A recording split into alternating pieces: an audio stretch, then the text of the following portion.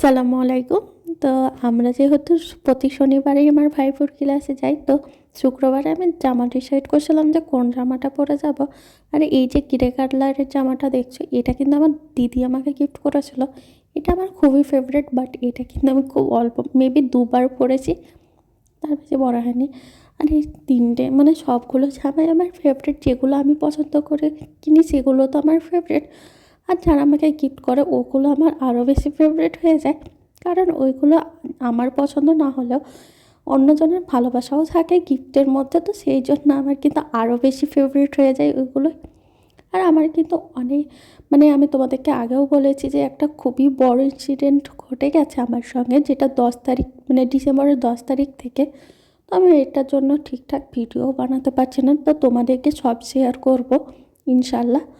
আর এই দেখো, এটা কিন্তু ফুড ক্রিমের একটা কৌটো ছিল, তো কৌটোটা কিন্তু আমি গ্লিসারিন মানে ভরে রাখবো একটা প্যাক বানিয়ে, তো ওটার জন্যই আমি কিন্তু ওটাকে ভালোভাবে পরিষ্কার করে নিয়েছিলাম গরম জলে।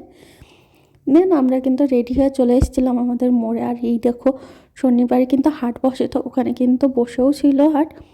তো আমরা চলে এসেছিলাম, আর কোনো ভিডিও বানানো হয়নি। আমরা যে অটোটায় আসছিলাম ওই অটোটা মানে দাদাটা অনেক লেট করিয়ে দিয়েছিল আর অনেক বাজেভাবে চালাচ্ছিল, তো কোনো কিছুই করার ছিল না। তো আমরা এখানে নেমে কিন্তু একটা টোটো কাকার মানে টোটোতে উঠে পড়েছিলাম। তো এই যে কাকুটাকে দেখছো, আমি কিন্তু ওনার ফেসটা হাইড করে দিয়েছি, কারণ আমার মনে হলো না যে বলা উচিত মানে ওনার ফেসটা রিভিল করা উচিত। বাট ইনি পাগল ছিল না কি বলবো জানি না, আমাদের হাসিও পাচ্ছিলো আবার রাগও উঠে গেছিলো। ওনাকে আমরা কোথায় নামবো একদম মানে বলেই আমরা কিন্তু চেপেছিলাম, তখন কিন্তু উনি কিছু বলেনি। বাট উনি কিন্তু যে আমাদেরকে মেডিকেল হসপিটালের কাছেই আমাদেরকে বলছিল নেমে যাও এখানেই নামো, এরকম করছিল। বাট আমরা যখন বললাম যে আগেই আমরা বলেছি করেছি, তখন কিন্তু উনি অনেক রাগ দেখাচ্ছিলো।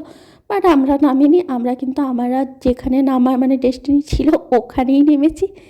তারপর নেমে কিন্তু হাঁটতে লাগলাম।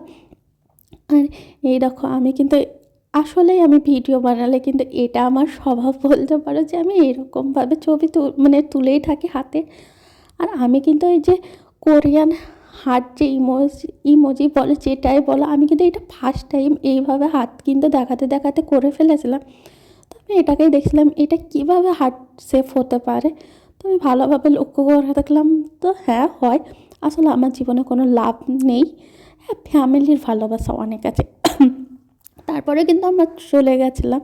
আর এই দেখো, আমি উঠছিলাম মানে টোটোতে, প্লাস আজকে আমাদের মানে শুরু থেকে অনেক ডিলে হয়ে গেছিলো, অনেক টাইম নষ্ট হয়ে গেছিলো। আর আমরা অনেক টায়ার্ডও হয়ে পড়েছিলাম, তো ওখানে কিন্তু আমি আস্তে আস্তে হেঁটে যাচ্ছিলাম।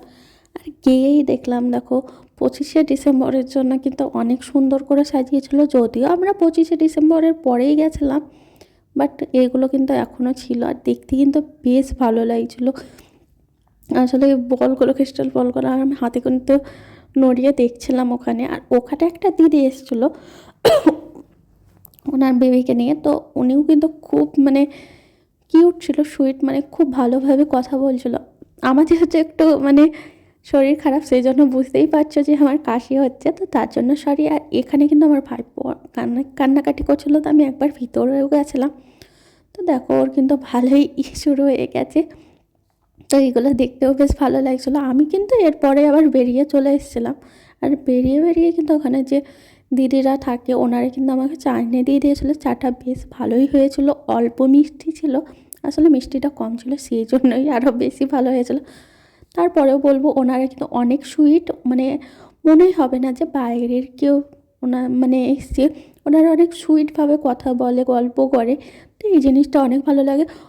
আমি বরঞ্চ ওনাদের সঙ্গে অল্প, আসলে আমি যে ঘটনাগুলো তোমাদেরকে বলবো সেই ঘটনার জন্য আমি কিন্তু একটু চুপচাপ হয়ে গেছি, একটু কমই কথা বলি।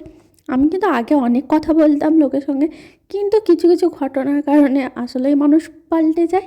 আর এই ঘটনাটা আমি সবার সঙ্গে শেয়ার করতে চাই। তারপরে কিন্তু দেখো আমরা চলে এসেছিলাম ফুড মেলায়।